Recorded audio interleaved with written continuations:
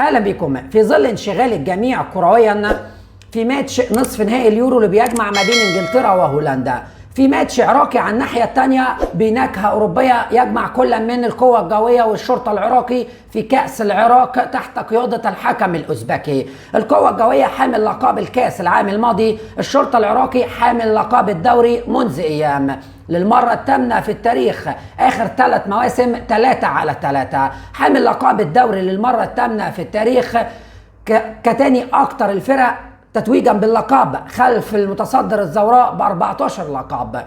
أحب أقول لك إن الشرطة العراقي لعب ماتش عظيم وباقتدار تحت قيادة فنية ولا أروع للمصري مؤمن سليمان. القوة الجوية عمل كل حاجة في الكرة واستحوذ بالطول والعرض على كل شبر في الأرض، ولكن بدون أي جدوى على الإطلاق. في الدقيقة 58 تحديدا تعلن عن البطل، تمريرة من نص ملعب الشرطة العراقي بيضرب بيها كل خط وسط القوة الجوية. بسام شاكر تمريرة ولا أروع، بسام شاكر اللي قالك منذ أيام إن مؤمن سليمان أضاف نكهة للكرة العراقية والدوري العراقي. تمريرة لفهد للمواس تحديدا، المواس لف ودار وشاف فهد اليوسف وباص ولا أروع.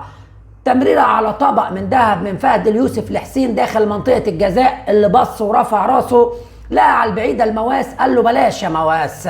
اللي قاطم وجاي على القريبة سانتوس البرازيلي بيعلن عن الثنائية. الشرطة العراقي بطل لكل من الدوري العراقي هذا الموسم وبطل لكأس العراق تحت قيادة المصري مؤمن سليمان. ماتشات ولا أروع.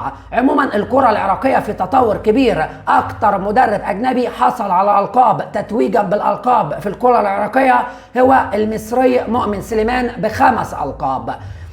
فاز بالدوري العراقي مرتين مع الشرطة العراقي، وفاز بكأس العراقي النهاردة مع الشرطة العراقي، وفاز بالسوبر المحلي برضو مع الشرطة العراقي، وأخيرا كأس العراق مع القوة الجوية. مليون مبروك، مليون مبروك من الأعماق لجمهور الكيسارة، مليون مبروك للشرطة العراقي وجمهوره العظيم، وهارد لك من الأعماق للقوة الجوية وجمهورهم العظيم. الكرة العراقية في حتة تانية تحديدا تطور رهيب في الملاعب، بعيدا عن فكرة الإضاءة في الدقيقة 78 بتحدث في كل ملاعب العالم، ولسه شايفينها في ألمانيا منذ أيام. ولكن أحب أقول لك الكرة العراقية أصبحت في تطور رهيب للغاية، وإن شاء الله ده أملنا كبير في قادم المواعيد لمنتخب أسود الرافدين تحديدا، المنتخب العظيم والعريق. رجالة أسود الرافدين إن شاء الله لملاه في القادم بالتتويج بكأس آسيا بمشيئة الرحمن.